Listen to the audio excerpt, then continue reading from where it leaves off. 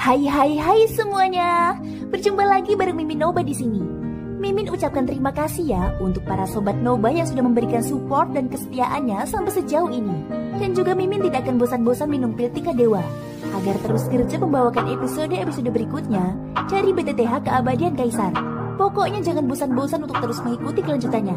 Kalau tidak, Mimin akan membuat kalian tidak bisa tertawa atau menangis. Let's go, mari kita masuk ke dalam ilusi seni radionya.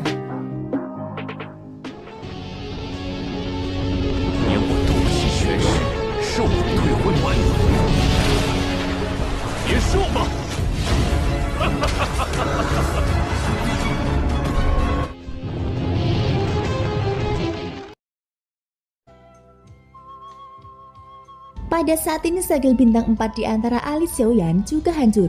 Dan tiba-tiba ada gelombang yang sangat kuat. Kekuatan ki dan darah meledak dari tubuhnya.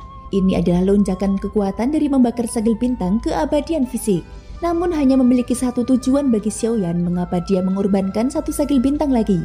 Yaitu untuk memadukan teratai kembar guntur dan api di depannya. Terlepas dari cederanya saat ini, meskipun dia terluka parah, dia hanya bisa bertarung sampai mati. Di bawah penindasan paksa Xiaoyan, dua atribut berbeda itu sebenarnya menunjukkan tanda-tanda fusi. Tetapi pada saat ini, itu seperti memurnikan ramuan. Dan memurnikannya membutuhkan ketelitian yang ekstrim. Kekuatan jiwa di tingkat domain Xiaoyan dilepaskan tanpa syarat. Dan metode Ki Pagoda Emas dijalankan dengan gila-gilaan. Hanya metode Ki ini yang dapat membuat mereka membentuk postur check dan balance. Xuanzan terus menekan telapak tangan cahaya hitam raksasanya. Meskipun Xiaoyan melawan dengan kekuatan membakar segel bintang, dia tidak dapat menahannya terlalu lama. Melihat Xiaoyan yang ditekan hingga roboh, Xuanzan mencibir. Pada saat yang sama, Xuan King yang sedang duduk di singgasana juga mengamati situasi terkini melalui layar cahaya di depannya. Dia memegang dagunya dengan jari dan mengamati pemandangan di depannya dengan penuh minat. Kudengar Yang Mulia Ratu pernah melihat masa depan. Xuan King bertanya sementara sang ratu masih melukis dengan ekspresi serius. Jawaban apa yang ingin kamu dengar dariku? Benar atau salah? Ucap sang ratu. Tentu saja aku tidak meragukan kebenaran itu. Jika tidak, bagaimana kamu bisa begitu yakin tentang reinkarnasi Susang yang lemah ini? Ucap Xuan King dengan senyum tipis. Dia kemudian menunjukkan ekspresi kemenangan saat melanjutkan kata-katanya. Namun sayang sekali bahwa dari apa yang kulihat sekarang, takdir orang ini hanya akan terputus di sini. Dengan kata lain, dia sudah ditakdirkan untuk mati. Oleh karena itu, aku khawatir ratu akan mengalami kekecewaan yang sangat besar. Ucap Xuan King. Semakin kamu berbicara, semakin kamu hanya akan mempermalukan dirimu sendiri. Suara lembut sang ratu terdengar begitu tenang, seolah tidak ada emosi apapun di dalamnya. Mengapa? Aku tidak melihat adanya harapan pada dirinya. Lihatlah, dia bahkan sangat putus asa dan menyiapkan langkah bunuh diri. Jawab Xuan King dengan mata menyipit. Justru kamu yang harus bersiap diri. Seorang pria sejati tidak akan berpikir untuk bunuh diri sebagai imbalan atas jalan ini. Sambil berbicara, Ratu menghentikan sebentar tulisan di tangannya, mundur selangkah dan melihat kekurangan dari karyanya. Kau bisa mengatakan itu semata-mata karena fantasimu terhadapnya yang berlebihan. Sekarang, lihatlah ke atas. Itulah kenyataannya. Kondisinya saat ini diambang kematian. Reinkarnasi Susang akan segera mati. Xuan King meninggikan nadanya. Ratu mengangkat wajahnya yang sangat cantik. Melihat Xiaoyan yang berjuang sendirian dan berlumuran darah, respon Ratu tampak acuh tak acuh. Lalu menundukkan kepalanya dan melanjutkan melukis. Apakah kamu tidak berniat menyelamatkannya? Kamu terlalu cantik. Aku tidak akan menghentikanmu jika kamu bisa menyelamatkannya sendiri. Lanjut Xuan King. Tidak perlu, kata Ratu dengan tegas. Kematian sudah di depan mata dan kamu tetap diam. Apakah kamu punya waktu untuk melanjutkan reinkarnasi? Xuan King merasa itu terlalu aneh. Dia tidak tahu di mana Ratu mendapatkan kepercayaan dirinya. Sekarang Xiaoyan berada di ujung tali dan ditakdirkan untuk mati. Bahkan jika dia berhasil dan menunjukkan keterampilan bertarungnya yang cukup kuat untuk membunuh Xuanzan, paling banyak dia hanya bisa membunuh satu saja. Dan dia tetap tidak akan bisa menerobos.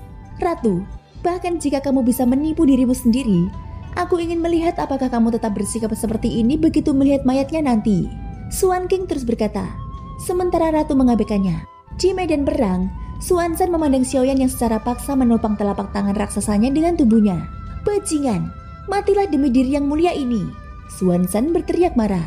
Meskipun tubuh Xiaoyan roboh, dia tidak dikalahkan. Kemauan yang kuat dan ledakan energi yang tiba-tiba mengejutkan Xuanzan, seolah semangat juang ini sama seperti dirinya. Xiaoyan semakin kuat saat dia bertarung dan metodenya bahkan lebih keterlaluan. jantung api dan jantung guntur. Dua kekuatan ilahi yang sangat kuat sebenarnya ada di dalam tubuh satu orang. Ketika Swanson melihat Xiaoyan yang masih berjuang untuk bertahan, dia segera mengangkat tangannya lagi dan pedang void pemburu jiwa mengembun. Dengan lambaian tangannya, pedangnya berubah menjadi cahaya hitam dan menusuk Xiaoyan. Pedang void pemburu jiwa langsung menembus dada Xiaoyan. Lubang darah ganas muncul di dada Xiaoyan. Xiaoyan memuntahkan seteguk besar darah. Bola matanya ditutupi dengan darah merah dan seluruh wajahnya berlumuran darah. "Beri aku kondensasi." Xiaoyan meraung serak. Tubuhnya gemetar dan dia mengeluarkan raungan yang mengejutkan, mencoba untuk memadatkan kedua teratai ini apapun yang terjadi. Melihat ini, Swanson mendengus dingin, menatap Xiaoyan dan sepertinya telah mencapai ujung panahnya. Dia mengangkat kedua jarinya, memutar pedang void pemburu jiwa lagi dan kemudian menyapu ke arah Xiaoyan. "Kamu tidak punya kesempatan." Pedang void pemburu jiwa langsung menuju ke kepala Xiaoyan. Pedang ini sepertinya langsung memenggal kepala Xiaoyan. Akan tetapi, pada saat inilah dua teratai api guntur menyatu dengan kekuatan dahsyat. Api putih yang terkandung di dalamnya tiba-tiba berkedip, membuat Swanson mengangkat tangannya untuk menutupi matanya. Dia jelas ketakutan dengan hal ini. Ketika Swanson melihat Xiaoyan lagi, ekspresinya tiba-tiba membeku.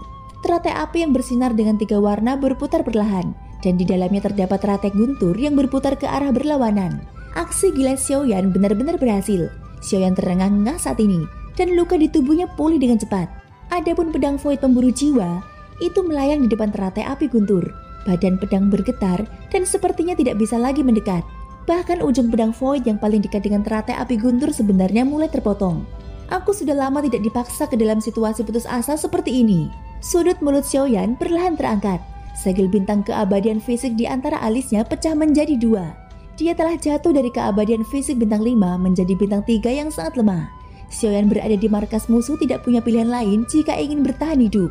Untungnya, teratai kembar api dan guntur berhasil dikondensasi, dan sekarang mungkin ada peluang. Pada saat ini pupil mata Swanson menyusut. Dia jelas merasakan fluktuasi mengerikan pada benda di tangan Xiaoyan. Swanson tidak peduli dengan biayanya.